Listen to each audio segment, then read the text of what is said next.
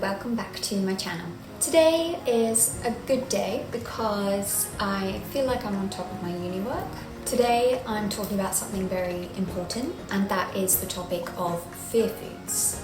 As I mentioned before, one of the worst things about anorexia is that it makes you scared of food. Now, most people when they hear that, they think, how could someone be scared of food? Food is amazing, food gives you life, food is tasty, food is fun, it's exciting, and yet all these things are true, and I know that and I believe that now. But anorexia doesn't see food as something that's necessary. It tells you that it's something you have to earn, something to feel guilty for, and basically you feel like you don't deserve to eat. So yeah, today I'm going to be talking about fear foods. In recovery, you have to understand that in order to overcome your fear foods, you have to actually face them, which is terrifying, I know. I suppose overcoming a fear food is similar to overcoming a phobia. You have to actually expose yourself to the feared stimulus in order to associate new coping mechanisms with the fear. So to actually overcome your fear food, you have to eat it, because eventually it won't be a fear anymore, because nothing bad happened after eating it. But the only way you're going to know that, and the only way you're going to believe that, is if you actually do it. So just as a disclaimer, all the fear foods that I'm going to mention, they're my fear foods. That doesn't mean that you should be scared of those. That doesn't mean you should add it to your list of fear foods. It's just because of my association with it. It's my head. There's nothing bad about these foods. There's nothing bad about any foods. But yeah, they're my fear foods, and I don't know why, but I'm facing it now. For me, I guess my phobia was food, but if I wanted to get my life back, I knew I needed food.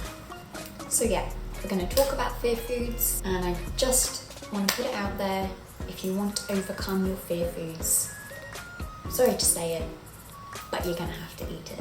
So when my eating disorder was starting to develop, my head started to categorize certain foods into a good list and a bad list. And then once I'd established that list, I noticed that I was gradually cutting out certain foods from that bad list. I remember the first food I cut out completely was chocolate, and my head told me I would never ever eat chocolate again.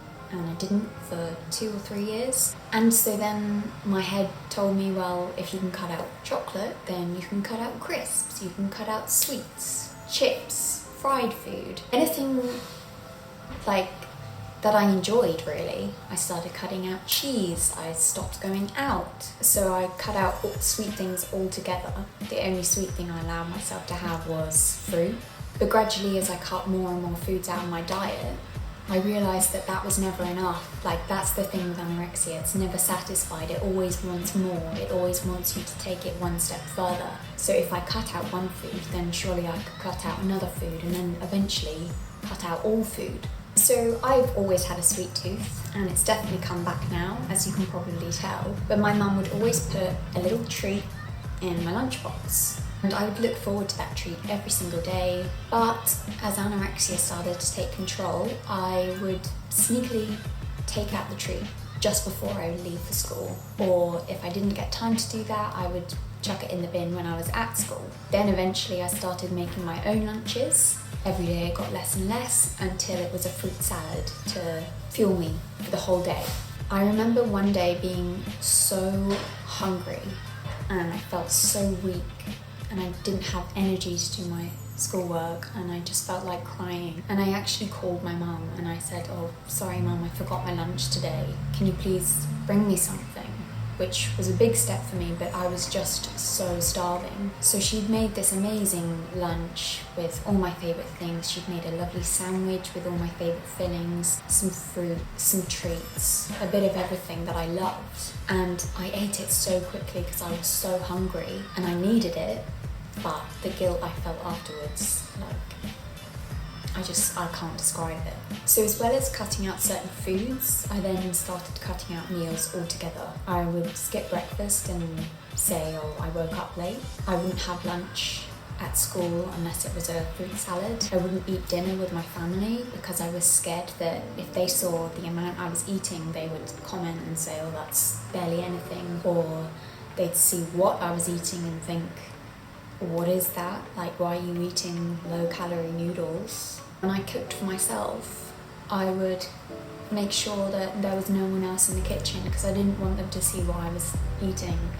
I didn't want them to see that I would almost burn the pan because there was no oil in it. I didn't want them to see the calorie content or the labels saying like diet food, whatever. It was just exhausting. I then became a vegetarian, so cut out meat altogether. Then I was trying to follow a more plant-based diet, and don't get me wrong, I absolutely love what I eat now, and the majority of it is plant-based, vegan, vegetarian, but I will never put that label on me again because I don't want to restrict myself in any way at all. I don't want to say that I'm a certain thing because that means I'll have to cut a certain food group out of my diet. Also, when lockdown is over, I want to be able to go out for dinner with Joe and be able to share food and not have anything restricting me, you know?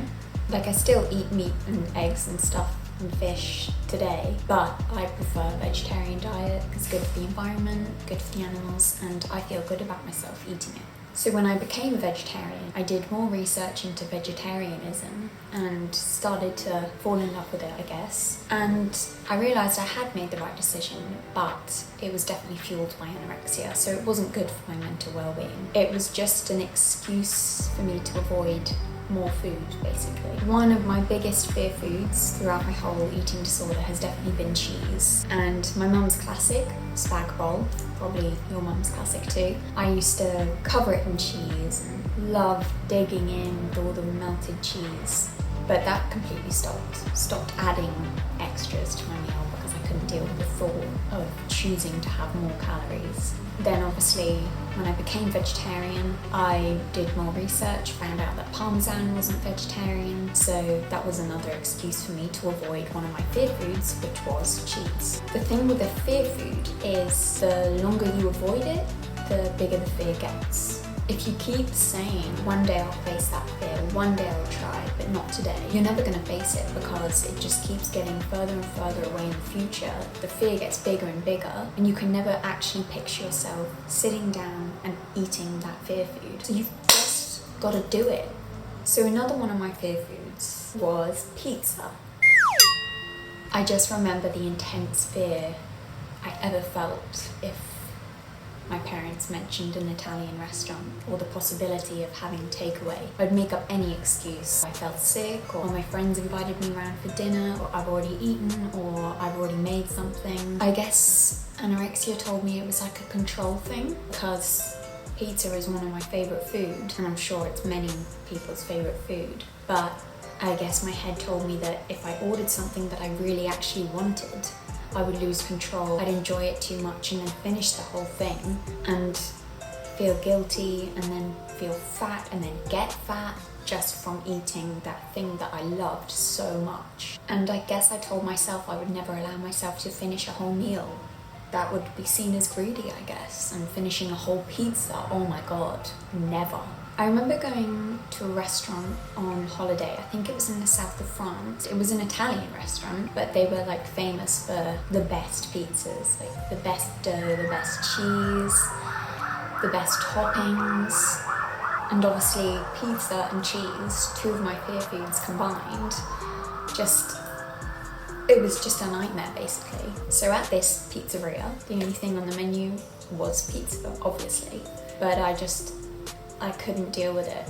And when the waiter came over to take my order, I said, oh, I'll get that one, but can I have it without the cheese? And he looked at me as if I had two heads. And don't get me wrong, I do love bread, I love sauce, but when everyone else is ordering pizza and it comes topped with all these amazing things and drenched in cheese, and I'm there with a piece of circular dough and a bit of tomato sauce and a sprinkle of basil, I mean, Yeah, it's a bit depressing. That was one thing. I used to look at my brother and everyone else around the table and just be so envious that they had the ability and the strength to order whatever they wanted on the menu and enjoy it. And I would just be like, God, if I had the strength to be able to order a pizza with mushrooms, cheese, tomato sauce, basil, anything I fancied. But no, my head didn't let me do that. Throughout my recovery, I've had numerous meal plans. The meal plan I was on back home, I absolutely loved because it was so exact. It was numbered, it had measurements to the absolute gram, and I wouldn't dare go over. My dietitian must have hated me because I literally used to email her at least once a day, asking her questions. Are you sure this is the right amount? Why is this snack in the same category as that snack even though there's a 13-calorie difference or something like that?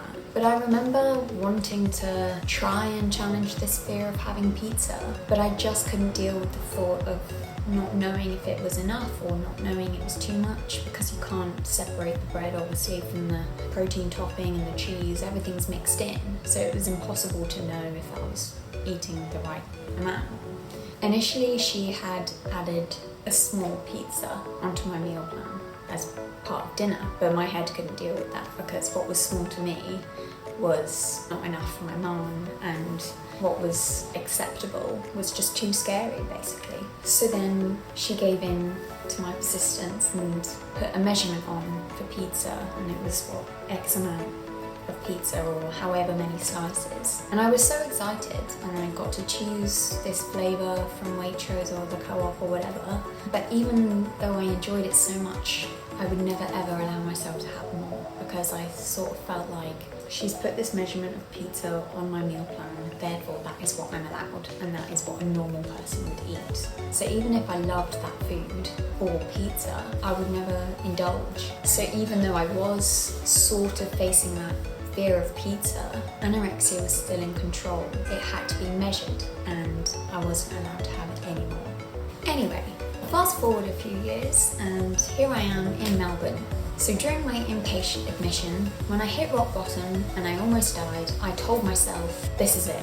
I am going full throttle into recovery. I cannot be here again. I cannot lose my life to this. And I was just going to push myself the hardest I ever had before in anything I've ever done. And it was the hardest thing I've ever done. So during my admission, I set myself little challenges that would prove to me that I was trying harder and that I was going to recover fully. So I created this imaginary wall in my head and then started to write it down on paper. But I wrote like a checklist of all my fear foods and challenges that I wanted to face, like adding a banana to my breakfast or adding honey to my breakfast, having extra vegetables with my sandwich, having a sauce with dinner, even if it's not on the meal plan. Yeah, it's easier said than done, but there were other girls around me facing their fears and doing it just normally. So I thought, well, why can't I do that?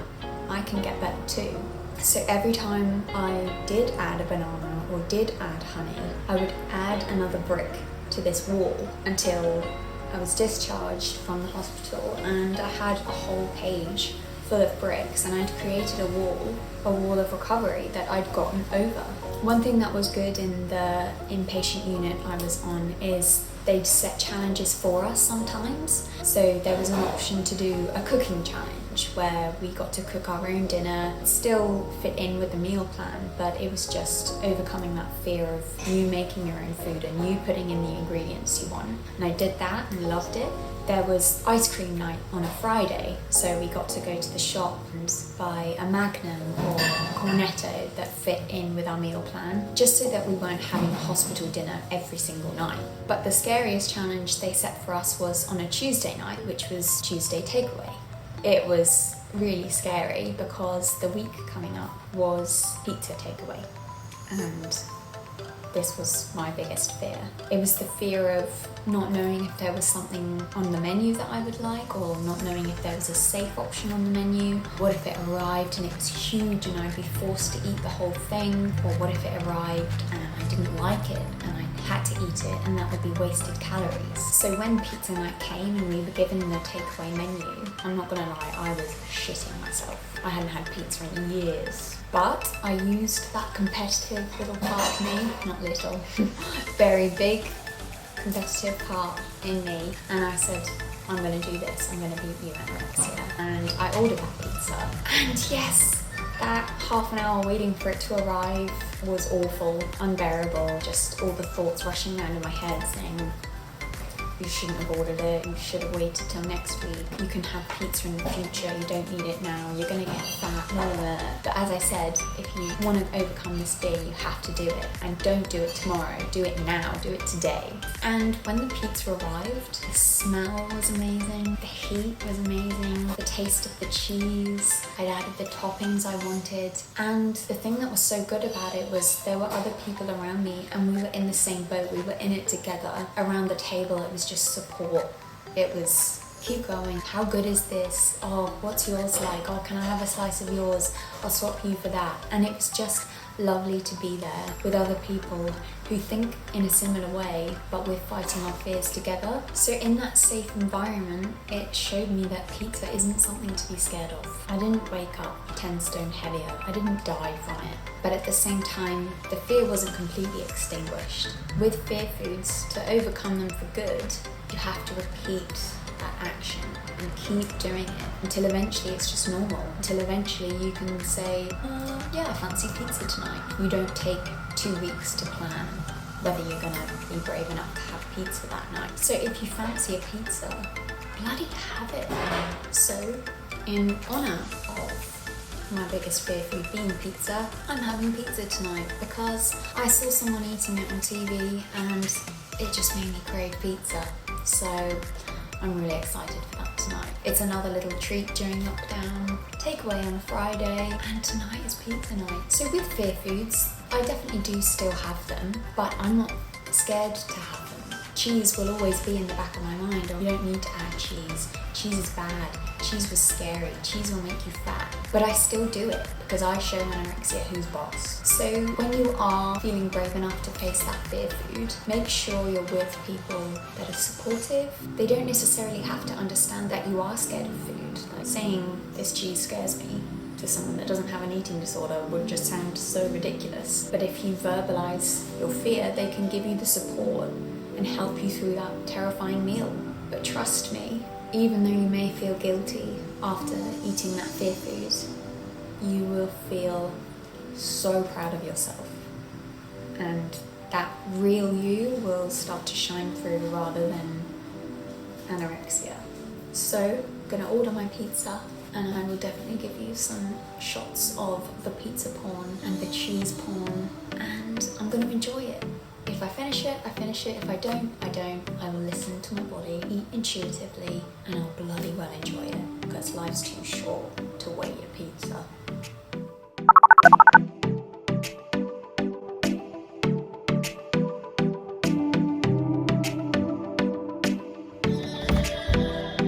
Thank you.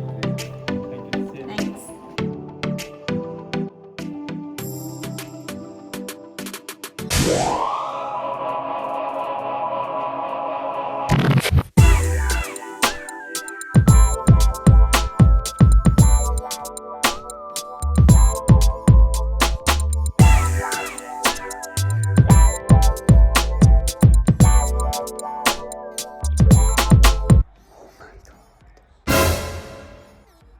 Oh my god.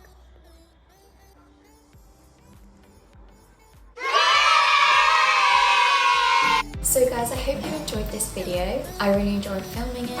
If you liked it, give it a big thumbs up. Leave a comment below if you agree with me. Let me know what your fear foods are. Let me know if I can help you overcome those fears. Subscribe to my channel and turn on the little bell so you never miss any of my new uploads. Also give me a follow on Instagram because I post all my food on there and it's sort of like a diary on there for me. Let me know what you want to see more of on my channel and I'll see you in the next video. Bye!